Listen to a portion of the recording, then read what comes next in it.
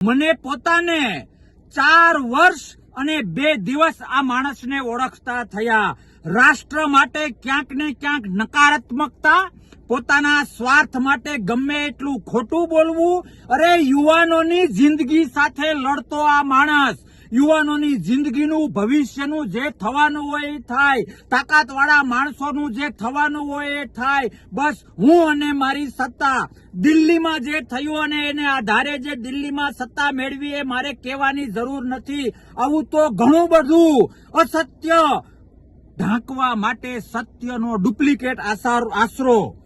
મારો કહેવાનો મતલબ એ છે કે સત્યના કપડાં પહેરીને અસત્ય કરવું, અનીતિ માટે નીતિના કપડાં પહેરવા, અધર્મ માટે ધર્મના કપડાં પહેરવા, પોતાના સ્વાર્થ માટે ખોટી ખોટી ભવિષ્યની વાતો કરવી, ગુજરાતનો સત્યાનાશ કરવા માટે, ગુજરાતમાં ગાબડું પાડવા માટે, ગુજરાતના પરસેવો પાડનારા લોકો, ગુજરાતના પરસેવો પાડનારા ખેડૂતોને ગુમરાહ કરવા માટે કેજરીવાલ આવી રહ્યા છે. લોકશાહી છે એટલે અમુક રીતે એને ન રોકી શકાય, પણ 4 વર્ષ અને 2 દિવસમાં આ વ્યક્તિને જે હું ઓળખ્યો છું, આ પોતાના સ્વાર્થ માટે ગરીબોના આંસુનો સોદાગર વ્યક્તિને જે મેં નજીકથી વાસ્તવિક રીતે ઓળખ્યો છે, એ જાણીને તમામ ગુજરાતી ભાઈઓને 2 હાથ જોડીને વિનંતી કરું છું કે ખેડૂત માટે જે સંમેલન કરવા આવી રહ્યા છે, હું ચેલેન્જ આપું છું કે 2 મહિને,